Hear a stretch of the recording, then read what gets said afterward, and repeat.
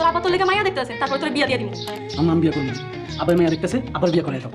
আম্মা মেজো ভাই বের হলেন, হাজি মেন্টাল ডাক্তার দেখাই দিই। কি সব কইতাছে, মাথা পুরাই গেছে। আলাউদ্দিন, তুই কেমন সন্তান? তুই এগুলো কি কইতাছস? তোর মা এখনো জীবিত আছে, তুই তোর আবার বিয়া করবি কেন? তুই বিয়ে করে ফেল। তুই বিয়ে করলে একটা বিয়ে দাওয়াত খেতে পারবো। কতদিন হচ্ছে বিয়ে দাওয়াত খাই না। বাবা আলাউদ্দিন, আলাউদ্দিন, আপনারা কারা? আমার ডাকতেছেন? এই মেজো ভাই, তুমি আম্মারে চিন্তাছো না? আমা দূর আগে পরিচয় দিবা না। স্যার আপনি কেডা? কি রে বাবা, তুই এগুলো কি করছ? ওই তো তোর ছোট ভাই মইনুদ্দিন। ও মানে পরিচয় দিবি না? কি করস না করস তোরা? দে এদিকে দে। বাবা রে, এনে 2 প্যাকেট বিরিয়ানি আছে, ও অনেক প্যাকেট খাবি আর রাইতে 1 প্যাকেট খাবি, আর এই 2 বোতল পানিও আছে, নে দাও। আমা টাকা পয়সা খরচ করে এটি আমার দরকার ছিল। আচ্ছা আনছো তখন দাও, রেখে দিস। আচ্ছা মেজো ভাই, এখন কেমন আছো তুমি? এখন ভালো আছি। প্রথম প্রথম বাড়ির কথা মনে করতো, এখন আর মনে পড়ে না।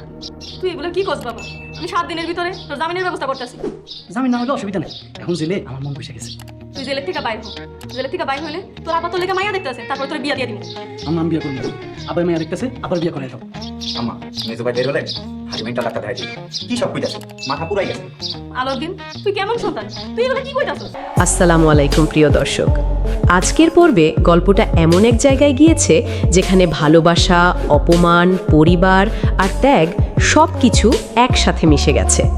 একদিকে সালাউদ্দিন নিজের পরিবারকে বাঁচানোর জন্য সব অপমান মুখ বুজে সহ্য করে যাচ্ছে, অন্যদিকে আমেনা আর মিম চেষ্টা করছে ভাঙা সম্পর্কগুলো আবার জোড়া লাগানোর। সালাউদ্দিন যতদিন পর্যন্ত না আসতেছে ততদিন পর্যন্ত এই দুখানি সময় দিতে হইব। এই কথার মধ্যে লুকায়া আছে একজন ভাইয়ের দায়িত্ব আর পরিবারের প্রতি তার মায়া। কিন্তু এই পরিবারের ভিতরেই আবার শুরু হয়েছে নতুন ঝড়। আমেনা যখন মিমের জোড়াজুড়িতে ঢালি বাড়িতে আসে তখন সবাই ভয় পায়া যায়, কারণ এই বাড়িতে আমেনার প্রবেশই যেন নিষিদ্ধ। তবুও মিম স্পষ্ট কইয়া দেয়, আমার বইন আমার বাড়িতে আইছে, কারো বাধা দেওয়ার অধিকার নাই। এই একটা কথাতেই বোঝা যায় মিম এখন আর আগের মতো চুপ থাকা মেয়ে না। সে বুঝে গেছে এই পরিবারের ভিতরে অনেক অন্যায় হইতেছে। বিশেষ করে সম্পত্তির লোভ আর সম্পর্কের ভাঙনের কারণে সবাই একে অপরের বিরুদ্ধে দাঁড়াইছে। অন্যদিকে আমেনা এত অপমান সহ্য করার পরও কারো বিরুদ্ধে খারাপ কথা বলে না, বরং সে রান্নাঘরে ঢুইকা সবার জন্য রান্না করতে শুরু করে, কারণ তার বিশ্বাস ভালোবাসা আর যত্ন দিয়াই মানুষের মন জয় করা যায়। মিমও ঠিক এই সুযোগটাই নিতে চায়। সে চায় সবাই বুঝুক আমেনা খারাপ মানুষ না। এরপর গল্পে আসে নতুন মোড়।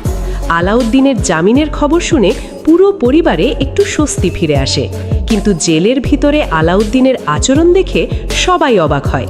সে যেন আগের মানুষটাই আর নাই। ফাতেমার প্রতারণা, পরিবারের দূরত্ব আর অপমান তাকে ভিতর থেকে একদম ভেঙে ফেলে। সে এমনকি নিজের বিয়ের কথাও শুনতে চায় না, উল্টে বলে আব্বারে বিয়া করায়া দাও। এই কথাগুলো শুনে তার মা কান্নায় ভেঙে পড়ে, কারণ একজন মা কখনো নিজের সন্তানের এমন ভাঙা অবস্থা দেখতে পারে না। এদিকে সালাউদ্দিনের জীবনেও শান্তি নাই। নিজের বাবার ভালোবাসা পাইতেছে না, অথচ বাবা লুকায়া লুকায়া তার জন্য কাঁদে।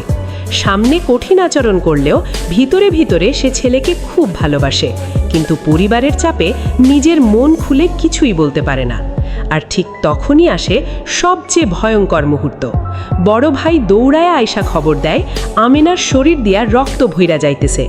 এই একটা সংলাপেই পুরো গল্পের আবহাওয়া বদলায়া যায়। সবাই ভয় পেয়ে যায়। কান্না, আতঙ্ক আর অনুশোচনায় চারপাশ ভারী হয়ে ওঠে। শেষে সেই কষ্টের গান যেন সবাইরে আরও বেশি ভাঙা করে দেয়। হায়রে নিঠুর বন্ধুয়া, যাইবা আমায় কান্দাইয়া। গানটার প্রতিটা লাইন যেন আমেনার কষ্ট, সালাউদ্দিনের অসহায়ত্ব আর এই পরিবারের ভাঙা সম্পর্কগুলার গল্প বলতেছে। আগামী পর্বে হয়তো দেখা যাবে আমেনার জীবনে বড় কোনো বিপদ আসতে চলেছে, আর এই বিপদই হয়তো ঢালি পরিবারকে সবাইকে আবার একসাথে দাঁড় করাবে। এখন দেখার বিষয় সত্যিকারের ভালোবাসা আর সম্পর্কের জোর কি সব ভুল বোঝাবুঝি দূর করতে পারে কিনা। ভিডিওটি ভালো লাগলে অবশ্যই লাইক, কমেন্ট আর সাবস্ক্রাইব করতে ভুলবেন না। আল্লাহ হাফেজ।